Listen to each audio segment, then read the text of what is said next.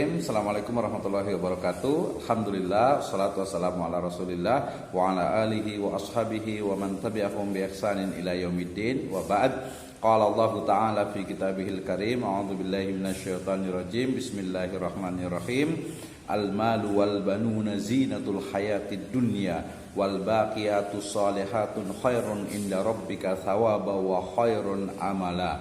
Amma ba'd, fa inna asdaqal hadits kitabullah wa khairal huda hudan nabiyyu sallallahu alaihi wasallam. Alhamdulillah, syukur kepada Allah Subhanahu wa taala yang telah memberikan kepada kita kenikmatan iman, Islam dan juga ihsan. Kemudian salawat dan salam sama-sama kita panjatkan kepada junjungan alam habibana wa nabiyana Muhammadin sallallahu alaihi wasallam, kepada seluruh ahlul baitnya, para sahabatnya serta orang-orang yang senantiasa mengikuti jejak sunnahnya hingga akhir zaman. Pemirsa sekalian, kita masih di seri muamalah dan ekonomi syariah. Kita sudah sampai ke pembahasan terkait dengan aqsamul mal fil Islam. Bagaimana pembagian harta di dalam Islam. Sebagaimana kita ketahui bahwa al-mal itu adalah kullu syai'in lahu qimatin bainan nas, ya. Harta itu adalah segala sesuatu yang memiliki nilai di antara manusia. Maknanya segala sesuatu baik itu materi, benda ataupun jasa yang itu ada nilainya, ada manfaatnya, ya, baik itu harta ataupun manfaat dari suatu harta itu sendiri itu adalah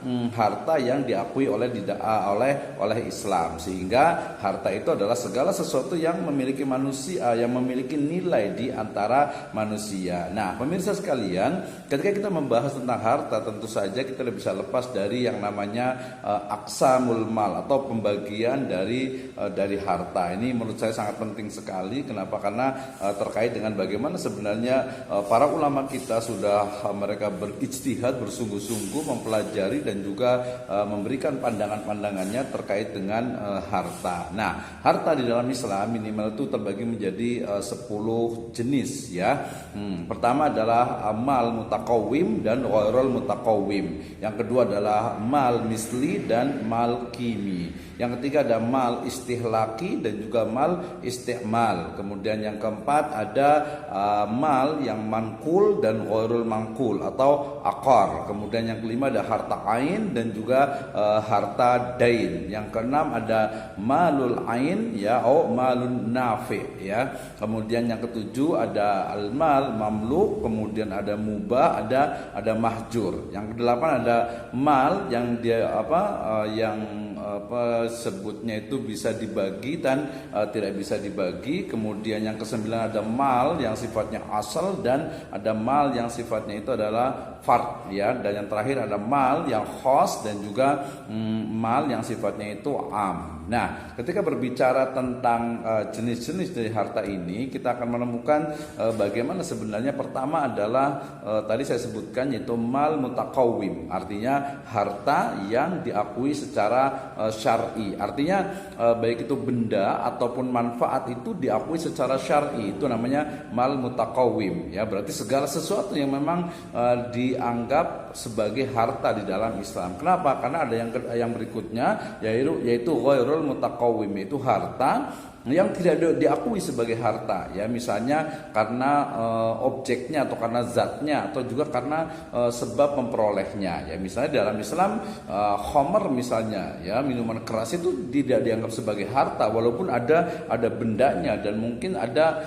sedikit sekali manfaatnya, tapi itu dia bukan harta. Demikian juga misalnya daging khinzir, kemudian juga ada bangkai gitu, ya. Kemudian juga hasil dari riba, dia juga bukan disebut sebagai harta, ya. Kemudian, nah, itu yang pertama. Yang kedua adalah al-mal, ya, yang disebut dengan harta apa? Yang kedua adalah al-mal yang misli dan al-mal al-kimi, yaitu harta yang dia itu ada teman-temannya atau ada misalnya, ada jumlahnya itu banyak gitu. Ya, jumlahnya itu banyak. Dan juga yang berikutnya ada mal al-kimi, yaitu harta yang sifatnya dia itu jarang, ya. Jadi misalnya permata, ya, apa mungkin berlian gitu dan sebagainya. Pokoknya dia jarang sehingga harganya itu cukup mahal. Dan yang ketiga ada harta istihlaki, ya, atau harta yang sifatnya itu dia habis ketika dikonsumsi. Nah, misalnya nih, ini ada kopi, ya, kopi susu nih, misalnya saya minum, ya.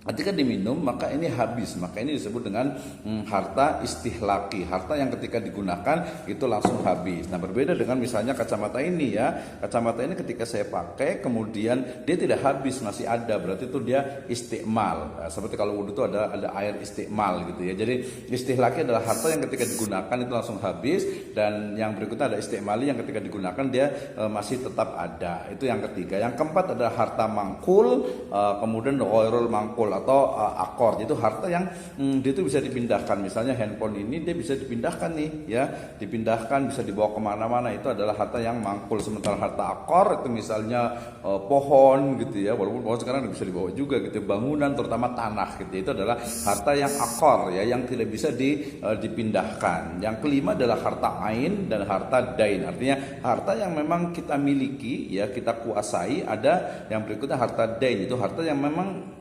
menjadi utang ya, itu dalam bentuk piutang ya, yang miliknya adalah bagi sahibul malnya itu sendiri ya. Nah yang keenam ada harta ain dan juga mal an-nafi atau intifa, manfaat. Jadi harta yang dia itu sifatnya memang ada bendanya gitu ya, ada bendanya. Tadi misalnya handphone ini berarti dia ada bendanya nih, tapi ada di dalam handphone ini dia ada intifanya, ada manfaatnya. Berarti manfaat itu bisa disewakan, bisa digunakan. Nah bendanya sendiri juga bisa dikuasai. Kalau kita memiliki sepenuhnya, baik itu dia ainnya ataupun intifanya, berarti milkiyahnya, kepemilikan itu adalah sempurna. Tapi kalau kita hanya memiliki manfaatnya saja, misalnya menyewa, maka itu dia masuk ke nakis ya. Itu yang keenam. Yang ketujuh adalah harta mamluk, artinya harta yang dimiliki oleh seseorang. Jadi kita tidak boleh tadi melanggarnya. Yang berikutnya ada mubah. Harta mubah itu artinya harta yang memang tidak dimiliki oleh orang lain. Misalnya mungkin pohon di hutan gitu ya, atau mungkin ikan di lautan, atau burung yang ada di udara yang belum ada yang memiliki gitu, itu mubah. Ada harta mahjur, artinya harta yang memang ditinggalkan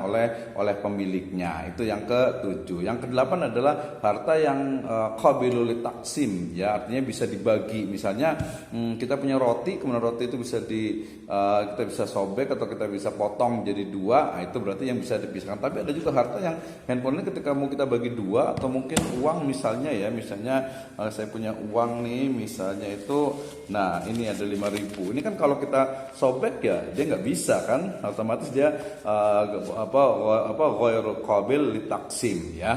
Tapi misalnya banyak sekali nanti harta-harta yang bisa dibagi, ada yang juga yang tidak bisa dibagi. Tanah bisa dibagi gitu ya.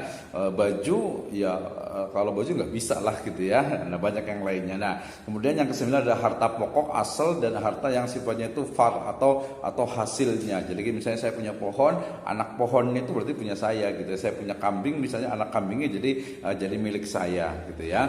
Nah yang ke-10 adalah harta khos, harta yang biasanya itu dimiliki oleh seseorang atau oleh komunitas tertentu, dan ataupun harta yang sifatnya am, yang umum, yang dimiliki bersama. Misalnya ini sesuai dengan hadis Nabi SAW dikatakan al muslimuna syuraka fis salas, al ma wan nar. Jadi muslim itu dia berserikat kepada tiga ya. Yang pertama adalah api ya, berarti bisa BBM juga. Yang kedua adalah air.